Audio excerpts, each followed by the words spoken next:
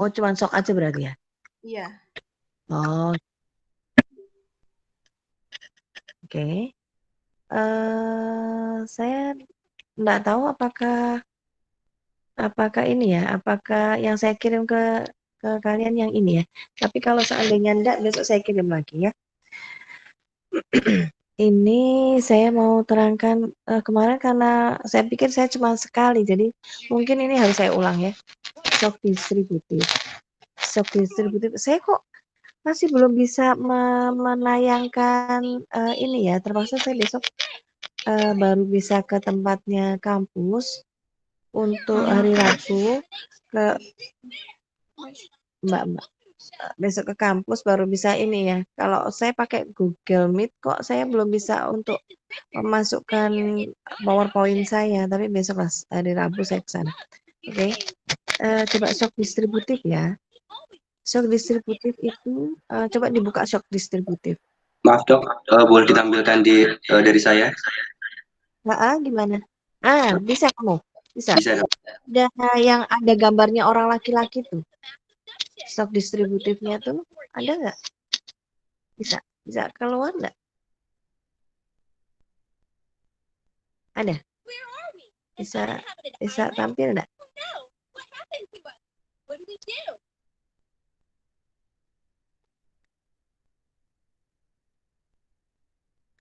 Ada mas? Sebentar dok. Yang saya kirim ke kamu kemarin satu atau berapa nih? Berapa ini ya? Mestinya yang ini mestinya.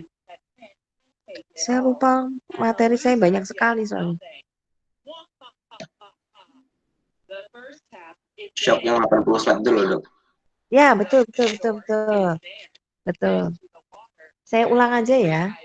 Karena kemarin kan saya pikir satu apa namanya, satu slide itu satu kali paparan, jadi ini banget cepat banget kemarin. Bisa nggak ditampilkan?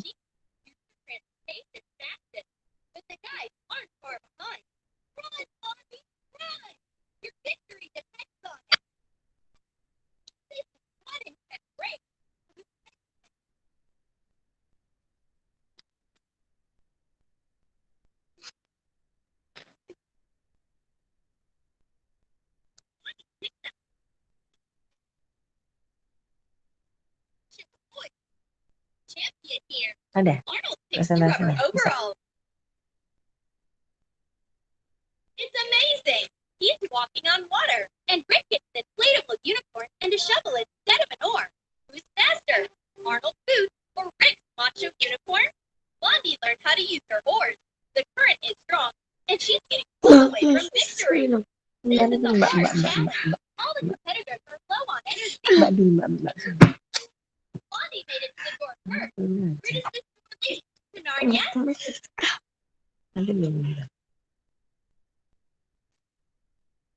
Well done, Blondie. You succeeded at the first challenge. Bisa, Mas? Open the door. Now you get to your first individual task.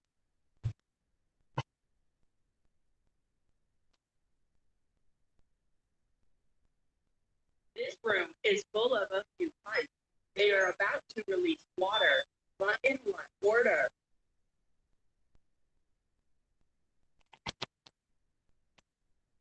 You need to fill the bowl with water from the pipe. Bisa, Mas? Sebentar dok, lagi buka. Lagi ini presentasinya.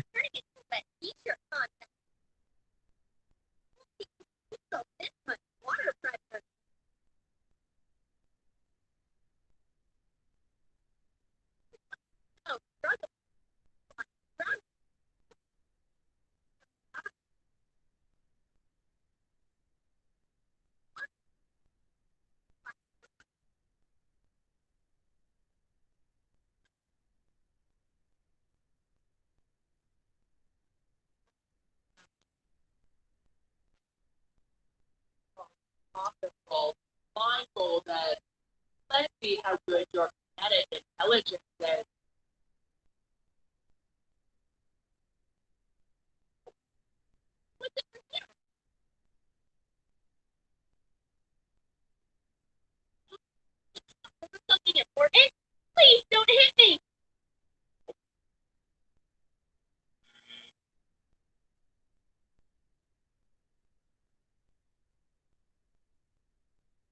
with a blindfold on, everything's so much weirder. Oh no, something wet, and poor Rick still can't reach the other side. Unicorn is pretty tough. Finally, Lucky shower is over. That was it? Not bad. Now you need to fill this glass with water. Whatever mark you fill it up to is how many items you'll be able to get in the next challenge. 2. That's not a lot. What's going to happen to Blondie next? What will those items be? A cart and a helmet. What should she do with it? Rick still can't control his shovel and unicorn. Arnold falls without using his eyes.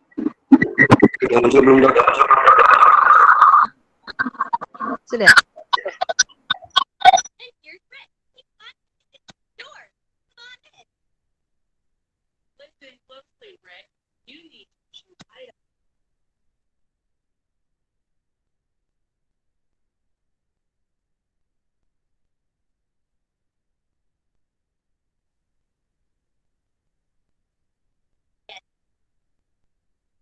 Bagus, bentar. See the E. Oke. Roller skate. Shock distribusi adalah kondisi shock yang terjadi karena, bisa dengar nggak, Dek? Bisa ya?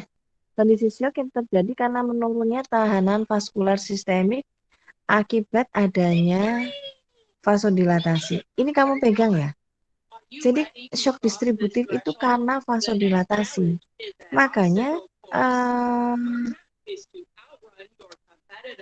karena kamu tahu vasodilatasi enggak? Vasodilatasi itu adalah mengembang. Pembuluh darahnya itu mengembang, tahan vaskularnya itu mengembang gitu. Paham ya? Sebagai maldistribusi aliran darah, oleh karenanya vasodilatasi pervers ya, penguat darah yang bersirkulasi secara efektif itu tidak memadai untuk perfusi jaringan karena dia mengembang begitu. Seperti caranya begini. Alirannya itu jadi tidak cukup. Paham enggak? Halo? Halo? Ya. Nah, terus dengan begitu kita tahu bahwa di sini ada shock sepsis. Next ya, Dek. Nextnya bisa? Oke. Nah, di sini ada sepsis dan shock sepsis.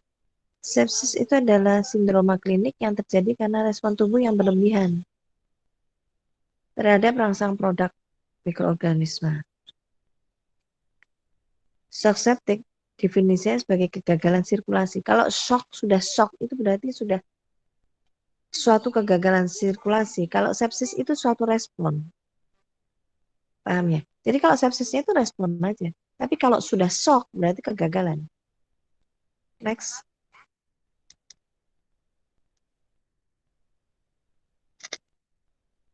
Nah, di sini kamu lihat bahwa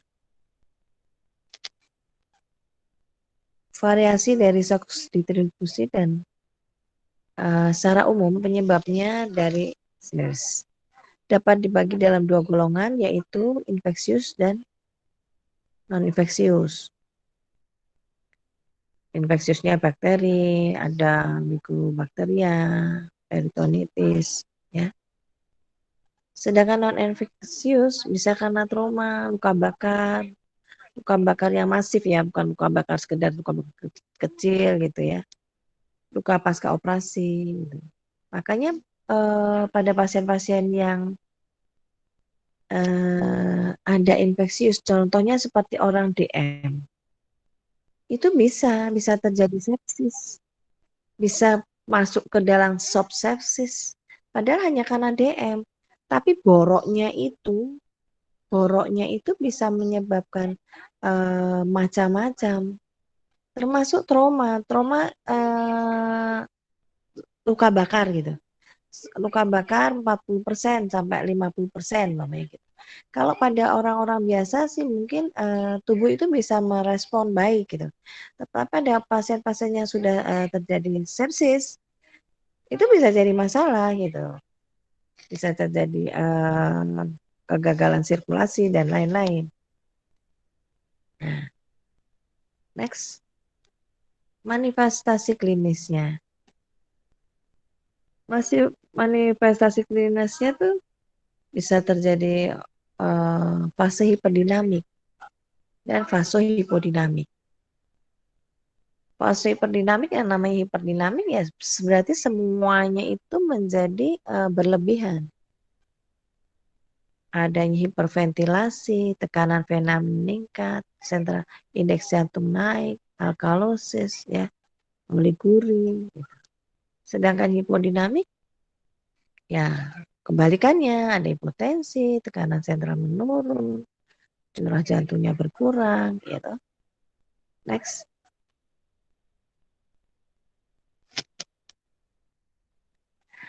Pada tata laksana shock sepsis.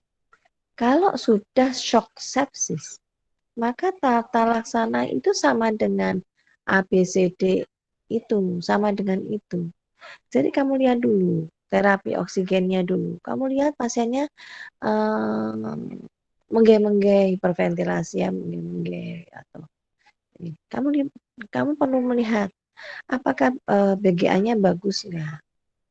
Perlu nggak kita berikan O2?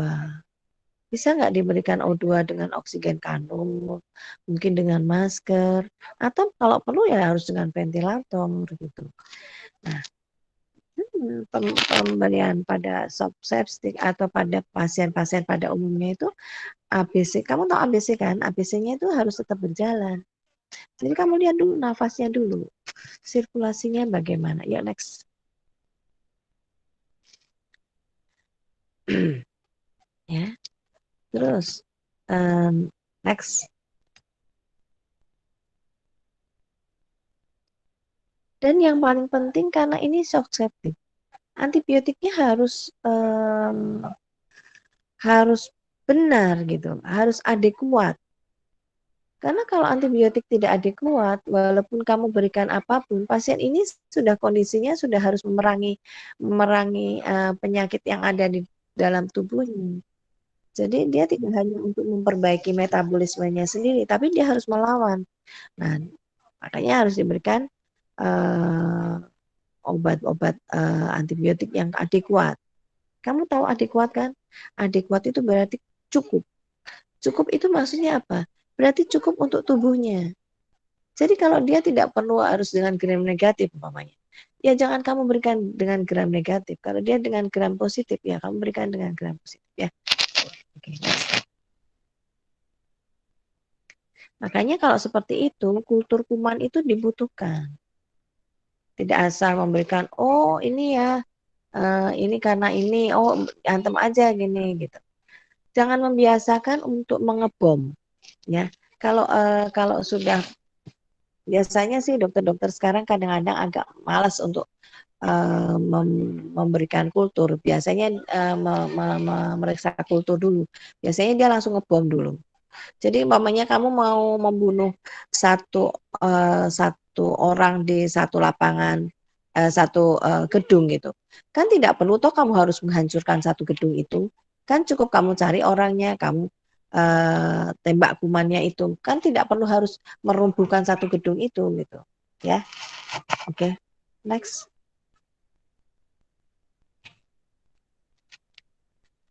Kalau namanya shock sepsis, pasti terjadi vasodilatasi. Vasodilatasi pasti tekanan darahnya itu dia akan cenderung untuk turun. Gitu. Makanya biasanya kadang-kadang kan memang ada beberapa yang sempat naik gitu. Tapi coba kita lihat bahwa dia naiknya karena apa dulu. Karena biasanya kalau shock sepsis, ya biasanya dia akan sebetulnya itu kebutuhan dari vasopresor itu sangat dibutuhkan. Ya, saya tidak terlalu tidak menyukai dopamin seperti yang saya bilang kemarin. Bukan saya anti dopamin, tidak, tetapi dopamin itu akan dia mempunyai alfa yang kuat sekali sehingga vasokonstriksinya itu akan meningkat tinggi sehingga kalau dengan vasopresor yang lain, umpamanya norepinefrin itu cukup bagus. Dia tidak terlalu merangsang alfa sehingga denyut jantungnya itu tidak kamu pompa terus-terusan gitu, ya.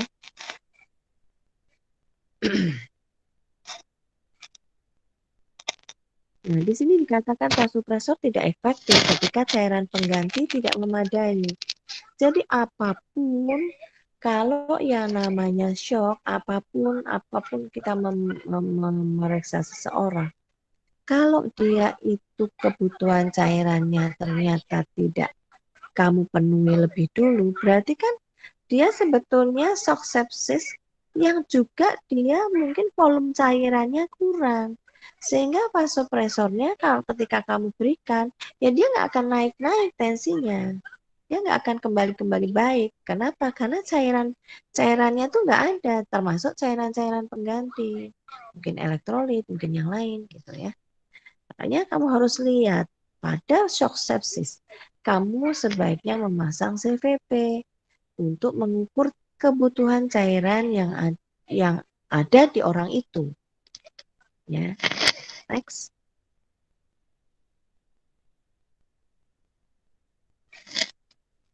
Ini yang saya katakan, bahan purulen harus dikeringkan dan cairan nekrotik dipotong untuk mengobati sepsis.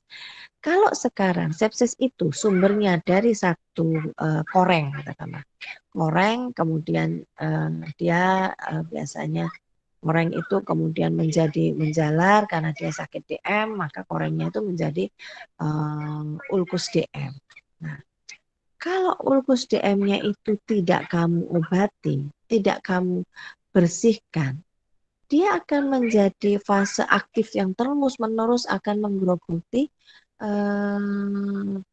ketahanan dari orang itu. Sehingga apa? Sehingga tubuhnya itu jadi dia sudah mau menerima antibiotik, sudah mendapat vasopresor, tapi kumannya itu nggak bisa menyembuhkan tubuhnya karena nekrotik itu akan menghalangi jaringan itu untuk tumbuh menjadi lebih baik. Makanya kalau orang sakit DM dan ada jaringan nekrotik, maka jaringan nekrotik itu akan dikerok. Sehingga tumbuh jaringan baru, di saat tumbuh jaringan baru itu, maka sel-sel baru itu akan membentuk jaringan yang baik gitu. Tapi kalau jaringan nekrotik itu masih ada terus, dia tidak akan bisa memberi jalan untuk tumbuh sel-sel itu untuk tumbuh, sehingga di sini jaringan nekrotik harus dipotong, harus dibuang. Oke, next. Halo. Teori ajusannya ada pemberian kortikosteroid. Ini kan apa namanya vasodilatasi. Makanya karena biasanya dia kalau yang dulu-dulu itu kita menggunakan kortikosteroid untuk sepsis dan shock sepsis. Ya. Tetapi sekarang itu pemberian hidrokortison. Kortison itu mulai dipergunakan karena efeknya ternyata keberhasilannya lebih baik gitu. Oke, next. Pada shock neurogenic sama sebetulnya, ketidakcukupan aliran darah ke tubuh yang disebabkan oleh gangguan sistem saraf yang mengendalikan konstribusi dari pembuluh-pembuluh darah.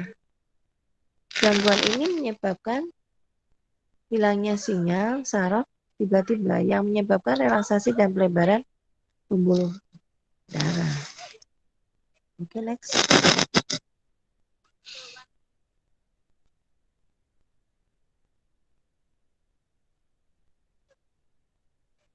Ini yang menyebabkan menurunnya jumlah darah yang dipompakan keluar dari jantung yang menyebabkan tekanan darahnya itu menjadi rendah.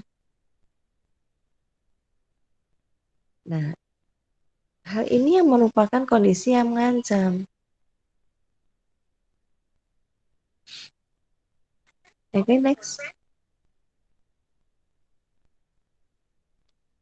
Bisa penyebabnya karena anestesi umum yang dalam. Gimana kalau anestesi umum yang dalam itu kan kita menekan vasomotor ya. Kalau kita kan ngomong anestesi nih. Jadi kita melihatnya dari anestesi dulu. pusat sehingga menimbulkan paralisis ya, jadi shock neurogenic. Pada anestesis spinal bisa juga pada kerusakan otak yang menyebabkan kolaps paralisis vasomotor pada orang yang kehilangan otak ya toh bisa ya. Oke, next. Manifestasi klinisnya bisa apa? Bisa tekanan darah turun, tetapi nadinya tidak bertambah cepat ya. Shock neurogenic itu khas, nadinya itu biasanya malah jadi rendah, jadi bradikardi gitu. Ada pasien-pasien dengan trauma kepala itu kalau dia sudah memburuk biasanya tekanan darahnya itu turun, tapi nadinya kalau orang itu kalau shock hipovolemik kan enggak, dia tekanan darahnya turun, nadinya justru naik karena dia merupakan compensated. Tapi kalau ini enggak, tekanan darah turun, nadinya jadi turun gitu. Terus setelah itu pasien tidak sadar, barulah nadinya agak naik gitu. Nah, pada saat itu kan kita harusnya sudah mulai tahu loh, kok tekanan darah turun, nadinya turun, ada apa gitu kan? Harusnya kamu tahu. Next.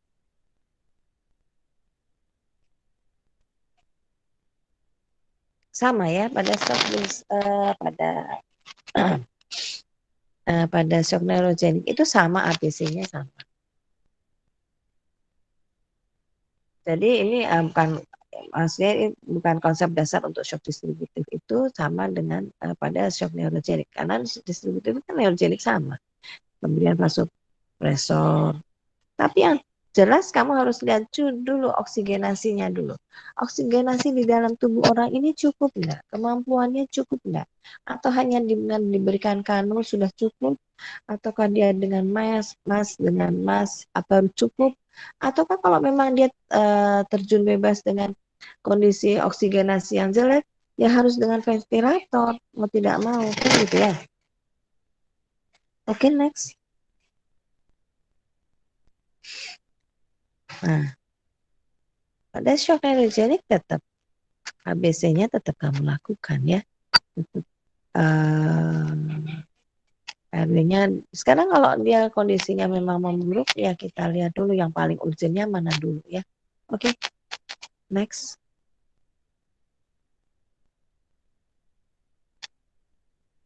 Pada shock neurogenic yang ada di ada di ruangan terbuka, maksudnya bukan di kamar operasi, mungkin kamu bisa menggunakan ini ya, posisi baringkan kepala lebih rendah, dan ini kan posisi Trendelenburg di mana pasien-pasien dibutuhkan untuk kecukupan jantungnya itu diharapkan mampu teratasi lebih dulu, karena pada shock kan vasodilatasi dia kemudian pembuluh darahnya jadi kemudian jadi mau membuka semuanya jadi nggak cukup kan. Nah, karena itu harus cepat-cepat untuk menghindarkan itu ya kamu harus menaikkan kakinya dulu. Posisi dan berut itu harapannya kecukupan ke jantungnya teratasi gitu ya. Yang kedua ya pertahankan jalan nafas gitu. Terus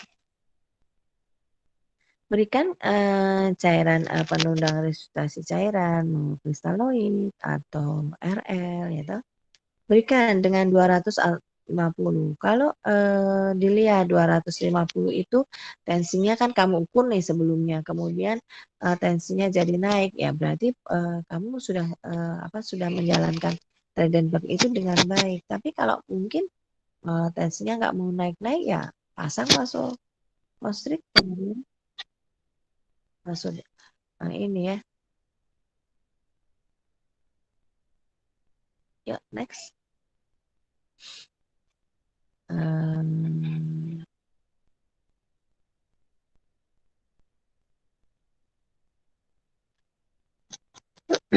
Kalau sekarang kamu sudah berikan vasoadrenalin ya, tapi kok masih nggak naik-naik, tensinya nggak naik-naik, perfusinya itu masih perfusi di perifernya itu nggak cepat pulih gitu. Maka ya apa namanya, kamu harus memberikan dengan tambahan adjuvan yang lain ya, seperti mungkin vasoepinefrin kamu berikan dengan doputamin gitu. Saya sering memberikan di ICU seperti itu. Harapannya saling mendukung, saling menguatkan sehingga dia cukup untuk membantu apa namanya, cukup untuk membantu untuk menaikkan perfusinya ya. Hati-hati pada pasien-pasien dengan seperti ruptur lien itu. Karena kalau tensinya jadi tinggi sekali, perdarahan itu jadi semakin jadi kalau gini, kalau tensinya itu tinggi atau tensinya itu kadang-kadang kita butuh tensi itu tidak terlalu cukup. Jadi asalkan MAP-nya cukup sehingga apa namanya, peredaran darah di dalam tubuh itu cukup untuk memasukkan sirkulasinya ke dalam organ-organ besar, organ-organ penting gitu ya. Contohnya MAP di atas 65 gitu. Kita berikan 65 sampai 70. Itu diharapkan dia sudah masuk walaupun tensinya masih 95/65 gitu. Tapi kalau itu sudah cukup, MAP-nya sudah cukup untuk memberikan sirkulasi ke dalam organ-organ vital, ya sudah kita jangan naikkan jadi 130 gitu, tensinya jadi 130. Harapannya apa? Kalau kamu naikkan jadi 150 gitu ya. Harapannya apa? Karena dengan tensi yang tinggi itu, dia akan memacu jantung bekerja lebih keras. Konsekuensinya apa? Kalau dia terjadi ada perdarahan-perdarahan terbuka seperti ruptur lien, ya maka dia akan semakin memacu perdarahan itu keluar. Kenapa? Mau tidak mau pasti harus dibuka. Konsekuensinya rupturnya itu diambil ruptur karena lien itu hampir tidak bisa dijahit, jadi biasanya kita ambil lien ya. Jadi ya seperti itu alasan-alasan pemberian obat itu harus dipertimbangkan juga hal-hal yang lainnya juga. Oke, next. Ini beberapa yang saya berikan. Dopamin itu obat pilihan pertama dulu, diberikan pada obat pilihan pertama sehingga harapannya dia bradikardionya akan menjadi naik sedikit, kemudian tensinya juga naik gitu. Tapi kalau ada norepinefrin, ya kita berikan norepinefrin. Biasanya sih kalau dosisnya dopamin itu kurang dari 10 gitu ya, itu ya tidak terlalu naik-naik gitu ya. Tapi kalau biasanya saya tidak. Kalau dengan metode yang terbaru sih saya pilihan yang terakhir dopamin itu biasanya saya berikan dengan noradrenalin dulu ya. Oke, next. Ini beberapa obat ya, nanti kamu baca sendiri. Ini yang saya paling takutkan adalah kita mengalami shock anafilaktik. Shock anafilaktik itu sesuatu hal yang tidak pernah kita inginkan, tidak pernah kita duga, tidak pernah kita bisa prediksikan gitu. Karena pada siapapun itu bisa mengalami. Contohnya saya kemarin barusan makan semacam kerang. Saya sudah tahu bahwa tubuh saya tidak terlalu, contohnya adalah saya gitu ya. Saya tidak terlalu tahan dengan seafood gitu. Tapi karena kebetulan suami saya hobi makan makanan seafood, ya saya mencobalah satu potong gitu. Kemudian yang terjadi mulut saya jadi apa? Rasanya jadi gatal gitu. Nah, itu adalah sebetulnya adalah alergi yang disebabkan shock anafilaktik, tetapi itu yang sangat minimal. Sebetulnya shock anafilaktik yang kecil itu namanya alergi itu. Nah, shock anafilaktik yang fatal yaitu shock anafilaktik alergi yang fatal itu namanya shock anafilaktik itu. Ya. Reaksi alergi umum ya, anafilaktik itu reaksi alergi umum ya, beberapa organ tubuh yang terkena ya. Yang paling kita tidak mau semua di dalam shock anafilaktik itu kena. Tetapi yang paling fatal pada shock anafilaktik itu yang reaksinya itu begitu cepat gitu. terutama pada jantung itu dia langsung set nutup. Pada yang lain kadang-kadang bisa muntah-muntah dulu. Kalau ada reaksi seperti itu masih cukup bagus. Tapi kalau langsung dia nutup ya sudah, jantungnya biasanya langsung berhenti. Gitu. Kejadian akut yang berpotensi fatal, di mana terjadi sistem multi organ yang disebabkan oleh perilisan mediator kimia dari sel mas dan basofil. Jadi dia langsung keluar reaksi. Dan biasanya pada shock anafilaktik ini ya kamu harus tahu. Jadi mamanya begini, kamu beri contoh shock anafilaktik yang paling gampang itu yang kamu temui ya alergi itu. Contoh kamu barusan makan seafood atau seperti saya kemarin itu shock, itu alergi yang mungkin biasa kamu alami gitu ya. Nah, pada pasien-pasienmu yang kamu lakukan tindakan, coba kamu, apalagi kalau kamu melakukan injeksi pada pasien, terutama loh ya. Saya tidak mengatakan bahwa shock anafilaktik bisa terjadi karena injeksi, enggak. Bahkan saya makan pun seperti yang saya katakan pun itu bisa menjadikan shock, bisa menyebabkan alergi. Makanya pada pasien-pasienmu yang praktek di rumah, suatu saat kamu menerima pasien praktek di rumah kan kamu kan bisa terjadi seperti itu. Nah, kalau terjadi seperti itu kan bisa memungkinkan kamu melakukan injeksi. Nah, kamu bisa lakukan jangan pulang dulu ya Pak, coba Bapak lenggah aja dulu di sini gitu. Taruhlah ada ruang istirahat sebentar. Nah, pasiennya suruh istirahat. Bukan tidak mungkin shock anafilaktik itu terjadi di menit-menit pertama, di detik-detik pertama. Tapi bukan tidak mungkin dia terjadi setelah beberapa waktu, bisa 1 jam kemudian, bisa 2 jam kemudian, bisa setelah dia sampai di rumah, padahal rumahnya jauh. Nah, itu yang harus kamu tahu ya. Next. Ini adalah shock anafilaktik yang jadi kalau dia diperiksa pada orang alergi itu IgE-nya itu bisa keluar. Dilihat di respon imunnya di situ. Ya. Tetapi tidak selalu seperti itu. Ya. Oke. Next.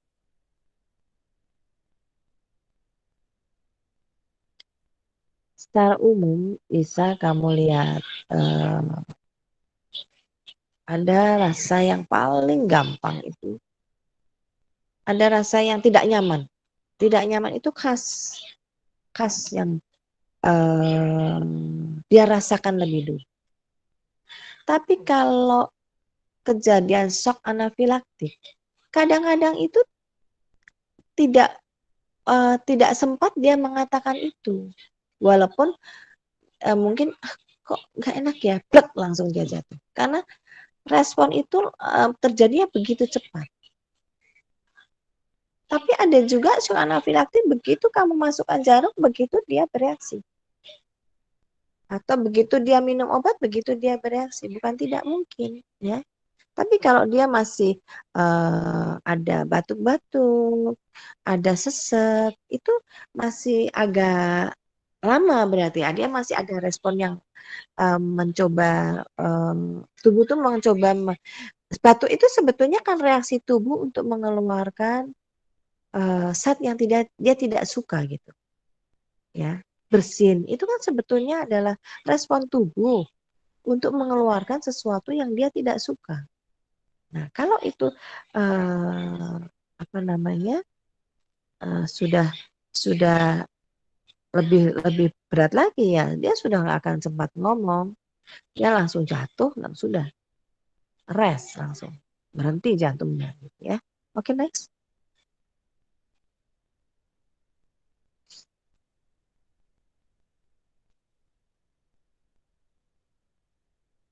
Ada beberapa sistem ya kena itu bisa bermacam-macam. Next. pada shock anafilaktik, shock tetap dilakukan. Kalau ini ada di tempat praktekmu ya, itu kamu lakukan dengan seperti ini. Jadi begitu kamu dapatkan posisi pasien itu kok jatuh, langsung kamu posisikan dia posisi teri dan perut. Jadi kamu selamatkan jantungnya dulu, kamu naikkan ini. Terus kamu masukkan dulu, karena kalau kejadian itu begitu cepatnya, kamu jangan berharap bisa langsung, kalau itu kamu sendirian ya di tempat praktek. Kalau kamu di situ ada perawatnya, enak.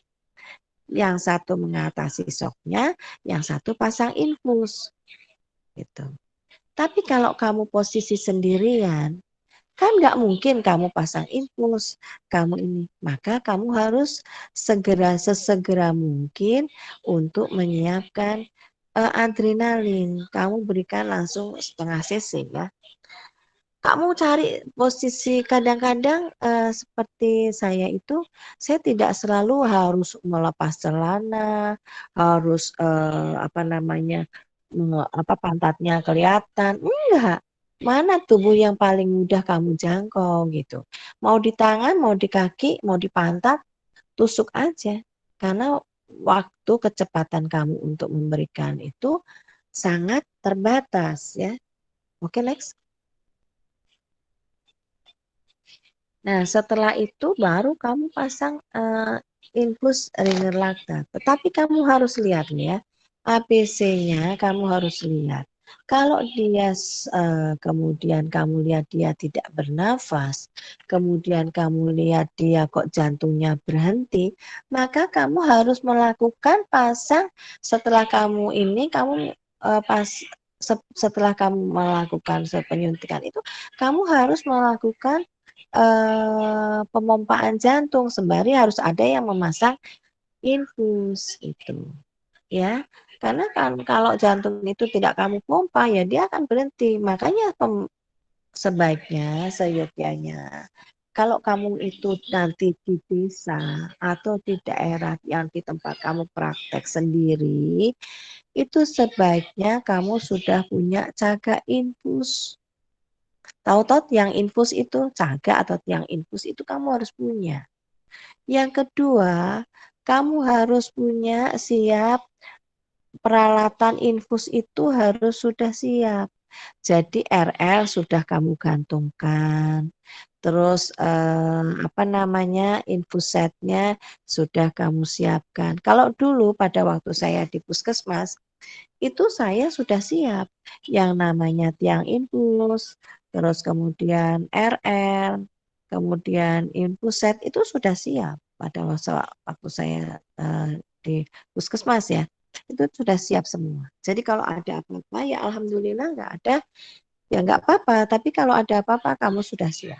Dan yang kedua, kamu harus punya oksigen transport. Oksigen itu harus kamu biasakan, kamu sudah bisa punya bagging.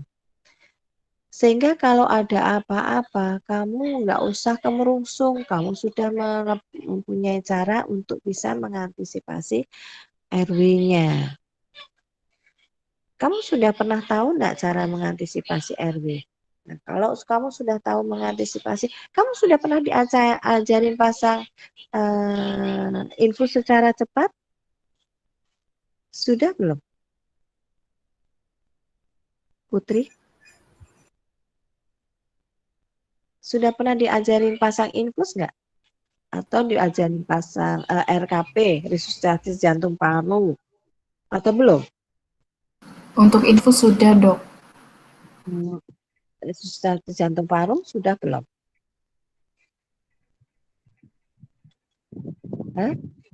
Belum ya? Kalau belum ya nggak apa-apa, kan kamu kan proses belajar. Jadi besok kalau kamu pas ada resusitasi jantung paru, coba kamu perhatikan betul. Karena apa?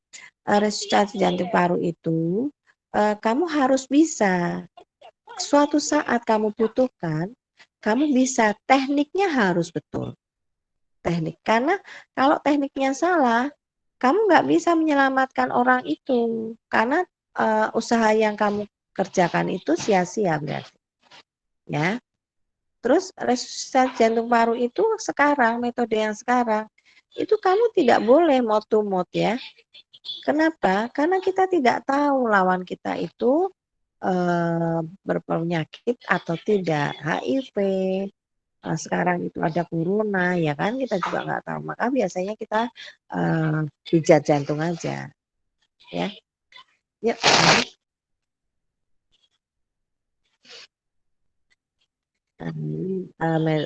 ini ya pemberiannya bisa kita ulang. Tetapi kalau biasanya kalau kita ulang seperti ini, berarti sebaiknya infusnya sudah terpasang.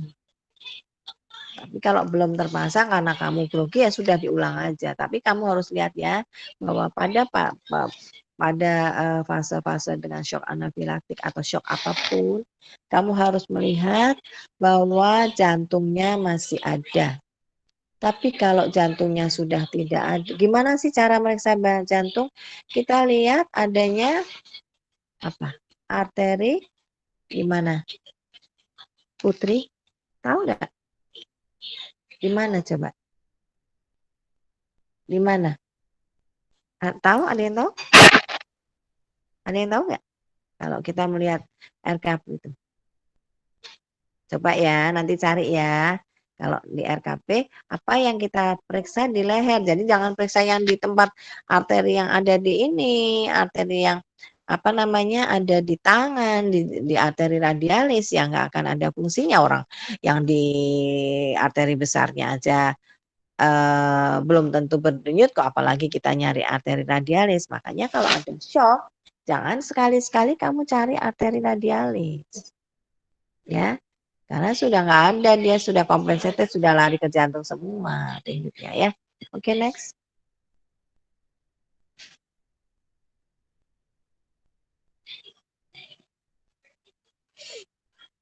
Ini shock hipovolemic. Ini yang paling sering terjadi di mana saja. Itu shock hipovolemic. Kalau shock hipovolemic ya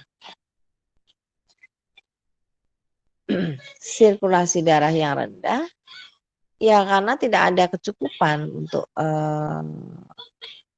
kecukupan di dalam sirkulasinya, ya. Sehingga ya jantungnya ya gimana mau memompa yang bagus, optimal gitu. Kalau volumenya aja nggak ada gitu, volumenya aja nggak cukup, gitu. Dan bagaimana dia mau mengedarkan? Kan sekali pompa harus sekian liter. Nah kalau dia vasodilatasi kan dia mengembang. Sehingga pembuluh darahnya itu jadi mengembang, alirannya jadi kecil. Jadi nggak cukup. Nah, apalagi ditambah dia ternyata diare lebih dulu banyak sekali. Tambah kan kekurangan cairan, ya kan? Jadi kalau hipovolemik itu mungkin pembuluh darahnya tidak sampai melongo, tapi karena dia kekurangan cairannya keluar terus ya sudah. Volumenya yang jadi menurun kan? Nah, ini penyebabnya ya. Oke, next. Halo, next. Nah, pada luka bakar grade 2 sampai 3 yang luas, itu biasanya kenapa sih kok dia jadi hipovolemik? Karena selain cairannya keluar di situ, ada albumin juga dia keluar. Semakin albuminnya semakin keluar, tubuh itu tidak punya barikade untuk membuat apa namanya cairan itu jadi terbatasi, apa namanya apa ya namanya, tubuh itu ada kebocoran itu jadi bisa terkurangi gitu. Tapi kalau luka bakar itu albuminnya ikut larut, maka kebocorannya itu kebocoran di dalam tubuhnya itu menjadi semakin hebat ya. Oke, next.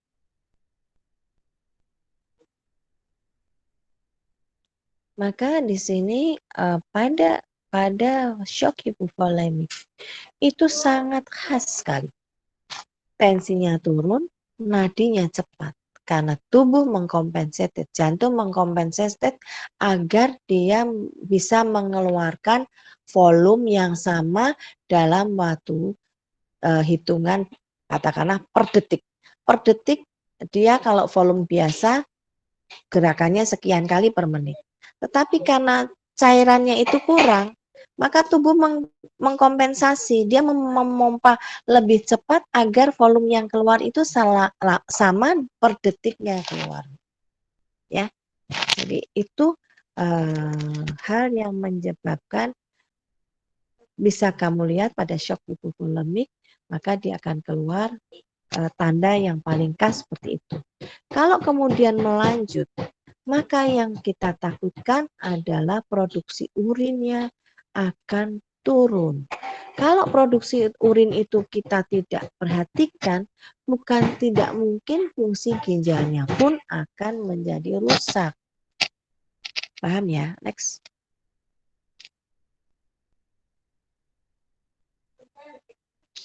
Maka pada shock hipovolemik yang masih kecil ya, maksudnya masih enggak terlalu berat ya. Ya cuman karena ini ya, kadang-kadang pusing, mual. Orang yang diare-diare itu kadang-kadang pusing, mual, berkeringat. Ya seperti orang yang ini ya, gelir gitu ya. Oke, next. Tapi kalau sudah mulai sedang gitu, dia sudah mulai, badannya itu sudah mulai agak-agak nyamannya itu menjadi lebih berat. Dan kalau yang berat, hipovolemia berat, kulitnya tuh aja jadi kering. Nggak sehat gitu kan. Ada tuh kulit yang kering itu gimana caranya? Kamu tahu. Kamu ini apa namanya? Kamu cubit gitu, dia baliknya tuh nggak cepet gitu. Ya. Sampai kalau berat ya dia bisa pingsan, bisa ini ya, nafasnya mulai berubah. Karena itu sebetulnya tubuh itu mengatakan, loh kamu ini kamu tak kasih sinyal kok nggak ngerti-ngerti toh. Nah, makanya terus tubuh melakukan kompensasi. Tubuh itu melakukan kompensasi. Jadi jantungnya jadi cepat sekali, pernafasannya jadi dangkal, gitu. Urinnya mungkin mulai berkurang, bisa tidak ada. Bahkan pada orang-orang tertentu itu kadang-kadang jadi linglung gitu. Karena elektrolitnya kan ikut larut. Kalau orang kehilangan cairan banyak kan elektrolitnya larut. Jadi kalau elektrolit salah satu natrium yang paling kan tingkat kesadaran itu di natrium juga. Jadi kalau dia ininya jadi natriumnya banyak yang rilis ya dia kayak orang bingung gitu. Kayak orang linglung gitu ya. Oke. Kalau perdarahan itu kan bisa perdarahan di luar, bisa perdarahan di dalam. Kalau perdarahan di dalam, yang contoh yang paling gampang ya gastrointestinal itu. Jadi BAB-nya jadi apa namanya hitam gitu, ya BAB-nya jadi hitam. Kalau yang BAB-nya jadi merah banyak sekali, kemungkinan karena dia sudah ada di ujung dari saluran pencernaan. Contoh dia ada ambeien, ambeiennya terbuka karena dia ada luka, dia terbuka, padahal di situ ada arteri yang terbuka, dia kan tidak bisa berhenti, arterinya cukup besar, dia tidak bisa berhenti, ngocor terus. Nah, makanya bedakan. Kalau BAB-nya warnanya hitam, berarti perdarahan itu ada di atas, mungkin di lambung. Tapi kalau perdarahan itu merah masif, mungkin adalah perdarahan yang baru. Coba kamu lihat, ada nggak perdarahan baru deh? Mulai dari ambeiennya, mungkin perdarahan di sekitar anusnya, gitu ya. Atau muntah darah. Muntah darah bisa jadi dari lambungnya. Kalau muntahnya muntah darah, mungkin ada lambung, ada pembuluh darah dari lambung yang terbuka. Pada hepatitis B itu pembuluh darahnya itu di lambung itu membesar-membesar. Nah, kadang-kadang dia bisa robek pada hepatitis B itu. Pembuluh darahnya itu robek. Nah, kalau robek, kalau dia cepat cepat tertutup nggak apa-apa. Tapi kalau dia masih membuka terus, ya dia akan muntah darah yang aktif, dia masih merah gitu ya. Terus kalau perdarahan itu perdarahan yang ada di saluran pencernaan. Tapi kalau yang di luar saluran pencernaan seperti trauma lien seperti itu, ruptur lien seperti itu.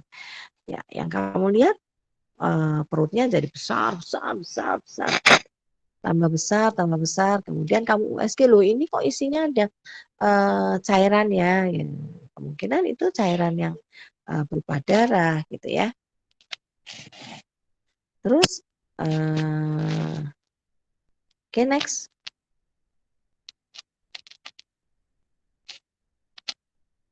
Pada pemeriksaan shock hipovolemik ya, kita lihat di situ ya, apakah ada tekanan darah yang menurun, ada perubahan suhu nadi ya. Jadi hemodinamiknya harus kita pantau. Terus sesudah itu untuk menegakkan lagi, ya coba dong setelah itu perdarahan yang mungkin lama, perdarahan yang lisis yang lama, diare yang lama, kita harus cek elektrolitnya, fungsi ginjalnya, fungsi hatinya ya. Terus kemudian kita cek juga EKG-nya. Kenapa? Karena fungsi-fungsi elektrolit itu berpengaruh juga dengan EKG. Oke, next.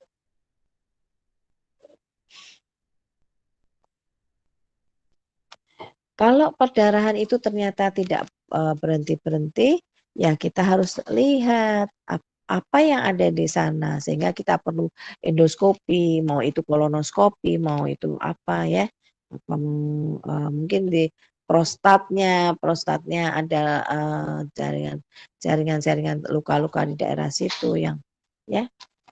Oke, next. Nah, ini stage 1, 2, 3 ya, kamu lihat nanti ya. Oke, next Mas. Oke, next. Ya, jadi kamu lihat ya, status mentalnya sudah bagaimana ya, ada laju nafasnya, nadinya. Oke, next. Maka pemberian shock hipovolemik, kamu harus lihat dulu apa yang penyebabnya shock hipovolemik ya, karena shock hipovolemik itu cairan yang pertama kali ya kamu harus pasang infus dulu kan gitu ya.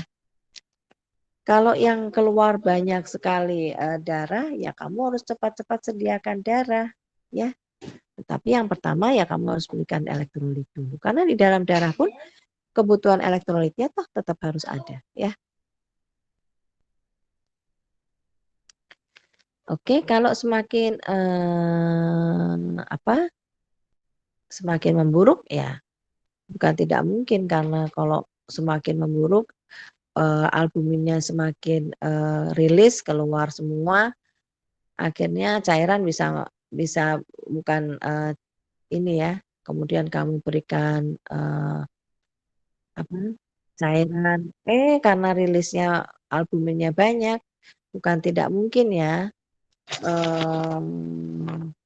bisa terjadi edem paru kalau kemudian kamu berikan cairan yang berlebihan tanpa melihat bahwa kebutuhan yang sebetulnya kamu perlukan juga salah satunya adalah albumin. Jadi kalau memberikan shock hipovolemik, terutama pada orang tua dan anak-anak, harus hati-hati karena kemampuan jantung dari mereka itu belum cukup kuat atau punya orang-orang dengan kelainan-kelainan khusus ya. Oke, next.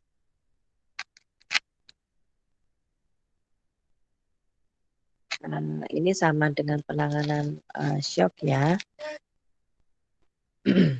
Jadi diberikan inotropik, tapi harus dengan catatan pemberian inotropik harus diawali dengan kebutuhan cairan yang tercukupi lebih dulu. Jadi kalau inotropiknya kemudian kamu berikan tanpa kamu melihat cairan, ya sama saja bohong. Jadi kamu harus lakukan kebutuhan cairannya cukup dan inotropik diberikan. Jadi sesegera mungkin inotropik diberikan. Pada saat kamu mengisi cairan, inotropiknya diberikan. Jadi paham ya? Jadi inotropik itu tidak kemudian kamu pasang dulu baru cairan yang kamu lakukan. Cairan dulu kamu berikan dulu, sembari kamu berikan inotropik yang kecil dulu, tapi cairan terisi dulu, ya. Karena kalau enggak nanti jadi salah, seakan-akan ini sudah cukup, padahal sebetulnya yang kamu pompa itu enggak ada gitu ya. Oke, next sampai nomor 5. Pada masalah utama dari shock hipovolemik yang paling kita takutkan salah satunya adalah irama jantung. Jadi makanya kalau saya selalu katakan, kamu harus tahu, kamu harus belajar betul bagaimana EKG. Kamu itu harus tidak kalah dengan fakultas kedokteran yang lain. Sehingga kamu bisa belajar EKG dengan benar. Saya sebetulnya ingin memberikan kamu EKG, tapi ternyata belum ada ya kamu di sini ya. Kalau di kakak kelasmu mungkin akan saya berikan EKG itu 1 jam satu. Sebetulnya EKG itu pembelajarannya tidak sulit, tidak lama gitu ya. Mungkin 2 jam aja tuh sudah bisa kamu bisa membaca EKG karena yang saya ajarkan itu poinnya, bukan dasar-dasarnya, tapi adalah pembacaan praktis pelatihan praktis ya. Oke, next.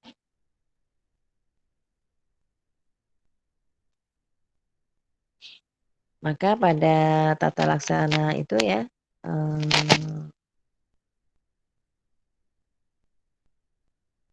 tata laksana lanjutannya ya, kalau ya, shocknya sudah teratasi ya sudah lebih bagus ya, tapi kalau enggak ya terpaksa harus ada tambahan, tapi ini jangan jarang lah, insya Allah nanti, kecuali pada operasi-operasi besar, umpamanya seperti operasi jantung gitu, kita melakukan ini. Operasi jantung, operasi-operasi dengan perdarahan banyak, masif gitu ya. Atau pasien-pasien yang memang sudah jelek sekali baru kita atasi. Tapi kalau kecukupannya sudah cukup dengan yang biasa saja ya sudah cukup sampai pemberian vasokonstriktor aja. Yuk. Pada shock kardiogenik ya. Shock kardiogenik itu salah satu kegawatan dari jantung. Ini yang sering terjadi tanpa bisa kita kita cegah ya. Shock kardiogenik itu sering terjadi di lingkungan kita. Hanya saja kamu kadang-kadang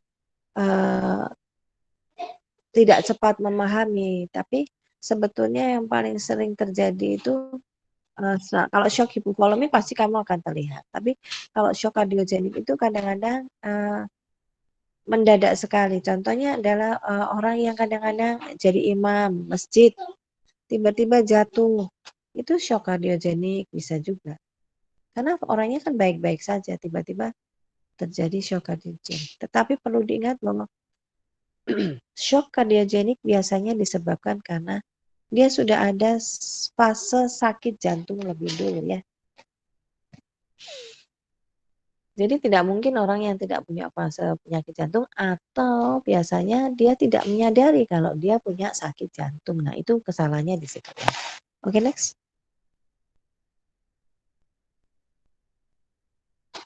Maka shock kardiogenik itu karena ketidakmampuan dari jantung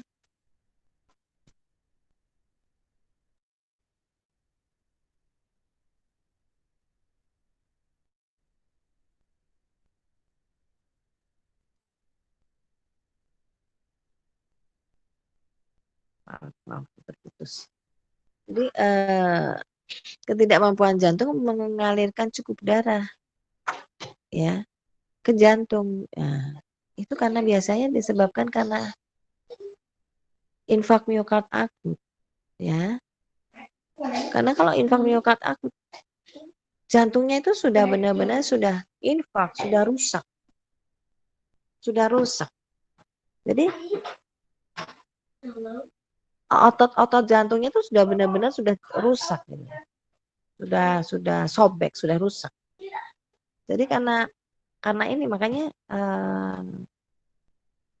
EKG-nya itu sudah sebenarnya kalau orangnya sudah paham gitu ya, ada aku kok gemuk gitu ya, aku kok nyeri dada gitu ya, mungkin lebih mudah kita untuk ini ya. Tapi kalau orangnya baik-baik saja, tenis yang aktif, kemudian tiba-tiba ada serangan IMA atau AMI ya, itu ya kadang-kadang yang mengagetkan ya. Karena dengan adanya ketidakmampuan jantung mengalirkan itu, konsekuensinya apa? Timbul hipoksia jaringan jantung maksudnya, di mana sel jaringan dan organ mengalami disfungsi yang bersifat irreversibel. Tapi karena harusnya reversibel, tapi karena tidak bisa diatasi dengan baik, ya akhirnya jadi irreversibel, ya. Karena dia dan jadi nekrosis, benar-benar rusak, gitu ya. Next. Maka shock kardiogenik itu harus kamu lihat. Kalau tekanan darah sistolnya atau kamu harus lihat ya. Ada kriteria hemodinamik, ada kriteria klinisnya, gitu ya. Oke, next. Pada etiologinya, sebelum itu Mas, etiologi dulu Mas. Nah, maka kalau kamu lihat di sini ya, ada etiologi seperti ini, maka kamu harus lihat kalau kalau kamu tidak tahu ya tidak akan bisa ini ya cepat mengantisipasi. Oke, next. Tapi pada prinsipnya patofisiologi dari shock kardiogenik ya itu adalah obstruksi dari arteri koronaria yang utama. Menyebabkan karena dia obstruksi, dia jadi iskemik. Ya kan? Karena dia kan obstruksi, dia tidak mampu. Karena dia obstruksi, dia jadi tidak mampu untuk melakukan pemompaan yang benar, semua yang optimal dia tidak mampu. Akhirnya terjadi iskemik. Maka terjadi kontraktilitas yang menurun, fungsi turun, tekanan arteri turun. Inilah yang menyebabkan shock. Karena semuanya jadi turun. Di mana perfusi koroner turun, aritmia, asidosis metaboliknya. Ya, oke, next. Ada faktor predisposisi. Timbul shock kardiogenik itu lebih dari usia 60 tahun. Tetapi saat ini banyak sekali AMI atau IMA itu pada usia muda. Bahkan pada anak-anak itu bisa terjadi karena apa? Junk food mulai banyak, ya. Obesitas mulai banyak, ya. Itu hal-hal yang akan memicu terjadinya AMI.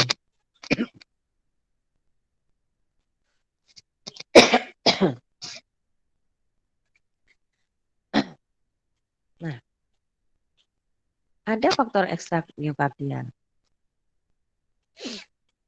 Obat-obat penyebab hipotensi atau hipovolemik itu bisa terjadi ya. Oke, next.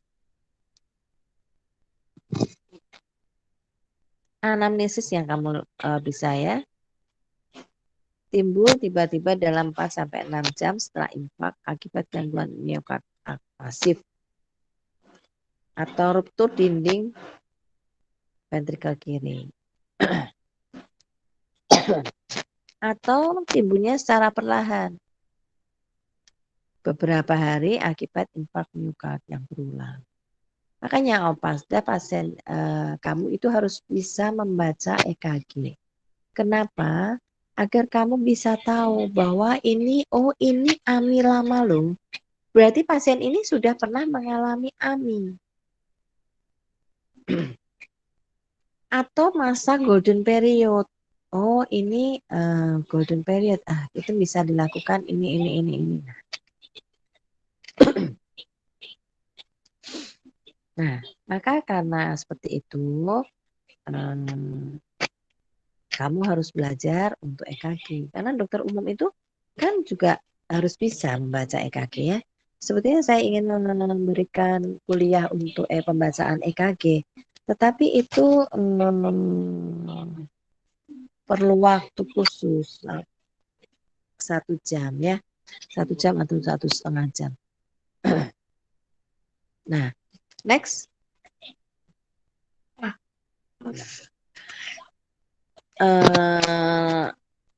Iya ya. Gambarannya klinisnya itu dapat bervariasi ya. Bisa dari keluhan, seperti ditekan, diperas, nyeri dada gitu ya. Jadi hal-hal seperti itu tuh sering ya. Oke. Next. Ini yang kamu harus tahu karena bagian tengah dada kadang-kadang itu hampir seperti sakit mah gitu. Kadang keluhannya itu cuman seperti aku kok nafasnya nggak enak ya gitu. Cuman rasanya itu seperti di sakit mah gitu. Kok lambungku kok rasanya nyeri gitu ya. Oke, next. Maka kamu harus lakukan pemeriksaan. Ya, nah, pemeriksaan fisik seperti EKG ya, pemeriksaan fisik itu ya dari keluhan, dari ini, dari apa namanya anamnesa, dari ini ya pemeriksaan hemodinamik tensinya dan lain-lain ya. Terus oke, next. Sampai kemudian kamu lihat jantungnya, iramanya gimana, bising jantung, ya. Diagnosisnya, bisa kamu lihat diagnosisnya. Itu sebetulnya ada di itu kalau kamu pencet itu ada iramanya yang terlihat sebentar. Coba yang kedua. Diagnosis yang kedua itu ada ini ya, saya tekan gelisah, kelal dingin gitu ya. Oke, next.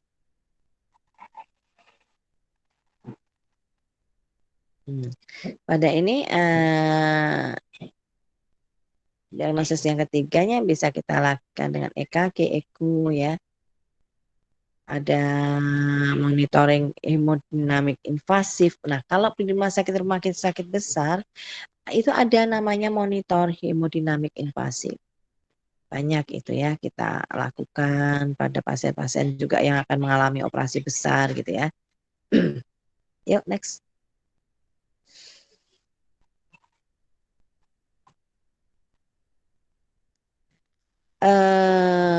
Pada ini ya, pada gagal jantung ini ada kelas 1, kelas 2 ya, luas dan nekrosis ya. Itu ada, kamu bisa lihat. Oke, next.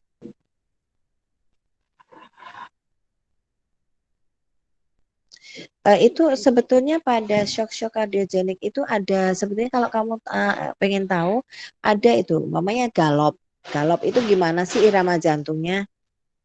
Kalau umpamanya bukan galop, umpamanya apa namanya irama-irama jantung yang lain, takikardi gimana, bradikardi gimana? Itu coba kamu belajar. Ada kok saya pernah lihat itu di apa namanya di salah satu contoh di ini di banyak sekali itu YouTube itu ada contoh-contoh irama jantung. Coba kamu buka, kamu lihat beberapa contoh irama-irama jantung ini kamu bisa apa namanya, besok kalau saya menemukan, dulu saya pernah punya itu, tapi kok CD-nya kok hilang, saya lupa naruhnya di mana. Besok kalau ketemu saya tanyakan. Tapi sepertinya saya pernah lihat juga di YouTube. Di YouTube itu pelatihan untuk irama-irama jantung itu ada di situ. Ya. Oke, next.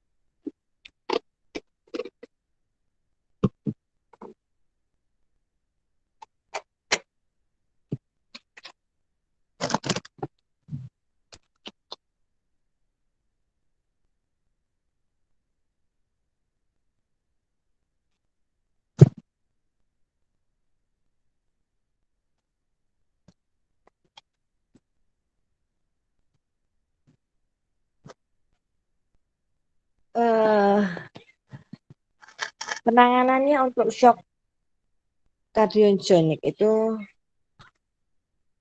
pasti ini ya, kita lihat juga pemberian preload afterloadnya, kemudian perbaiki fungsi sistoliknya dengan pemberian obat-obat katekolamin. Tapi yang tetap harus kita lakukan tetap pada shock kardiogenik itu penanganannya tetap walaupun resusitasi umum ya. Tapi kamu harus, kalau ini ya tetap kamu lihat juga ABC-nya ya. Karena kalau enggak nanti kamu mengatasi ini semua, ABC-nya enggak kamu atasi, bahaya ya. Oke, next.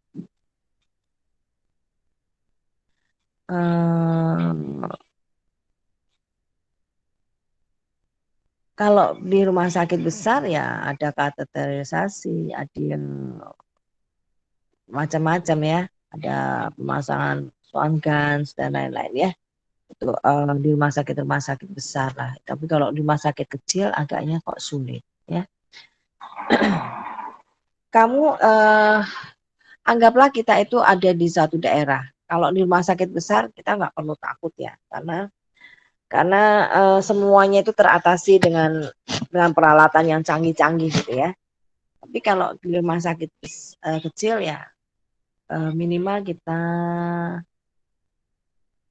berikan dengan yang ada di tempat rumah sakit itu ya. Contohnya rasa nyeri dan cemas, diberikan morfin sulfat. Karena di morfin itu dia kan ada analgetiknya atau ada ininya, karena rasa nyerinya itu sangat sangat tinggi sekali pada pasien-pasien AMI itu. Jadi kamu harus memberikan morfin sulfat itu. Sedangkan morfin itu sendiri menurunkan aktivitas simpatis. Ya. Koreksi hipoksinya, gangguan ke elektrolitnya, gangguan asam basanya ya harus kamu atasi ya.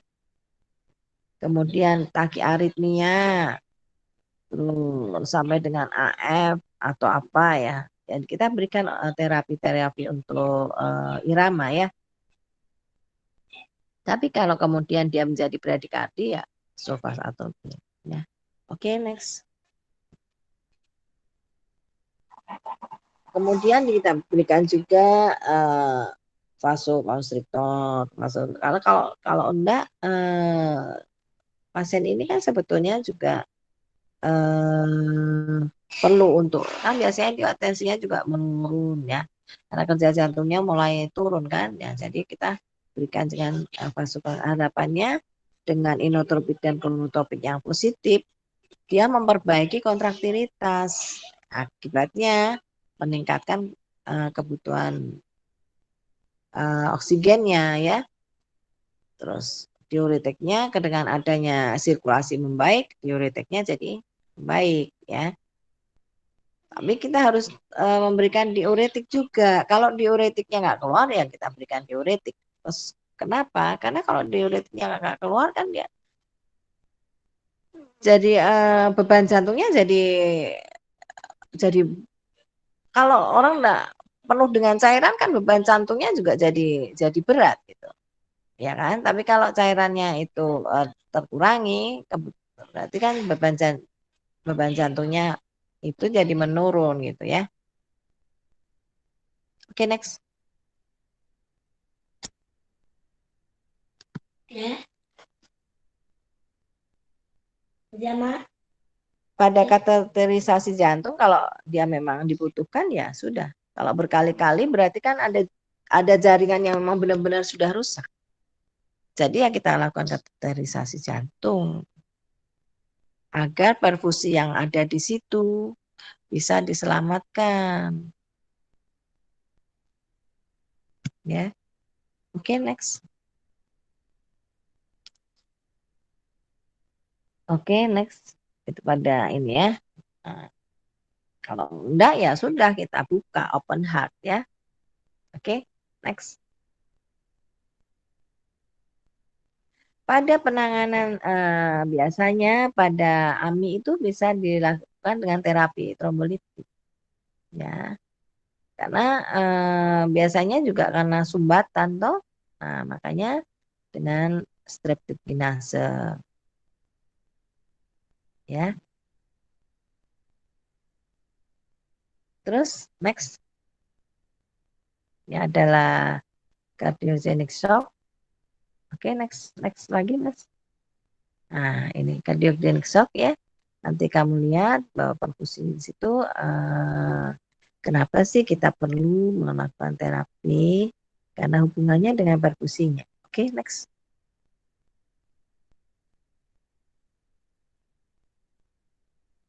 Nah, ini adalah komplikasi shock kardiogenik ya.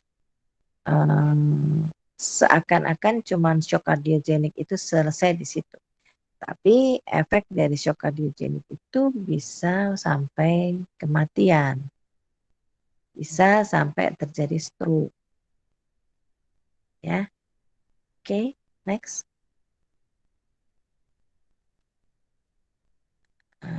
Ini ya prognosisnya ya. Prognosisnya mana angka kematian itu sebetulnya sangat tinggi ya. Proses pada pasien-pasien AMI itu masih cukup tinggi kalau tidak teratasi dengan cepat ya. Oke, next. Oke, next.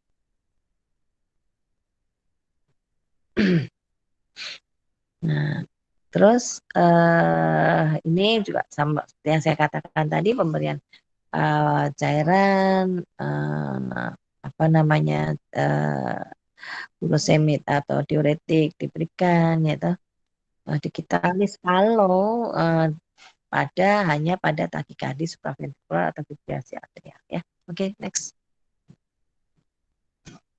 Oke, mata laksanaannya sama di rumah sakit besar ya.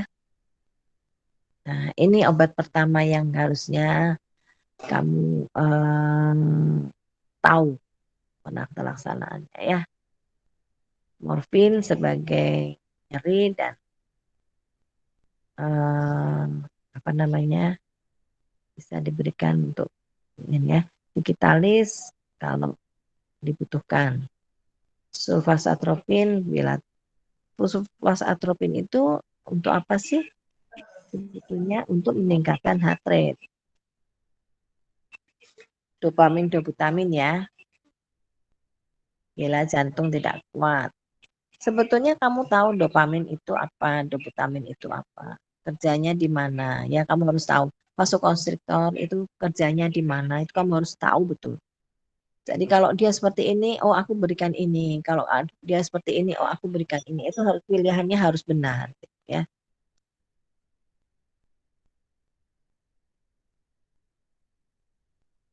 Oke, next. Cukup ya. Oke. Ada pertanyaan 5 menit. Siapa mau tanya?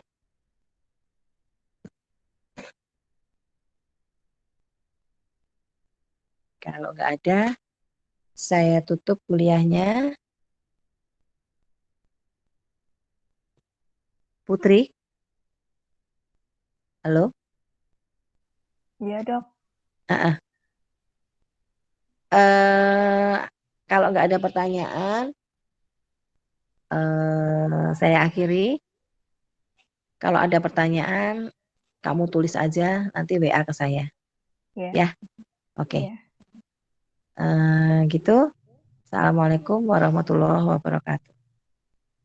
Waalaikumsalam warahmatullahi wabarakatuh. Waalaikumsalam warahmatullahi wabarakatuh.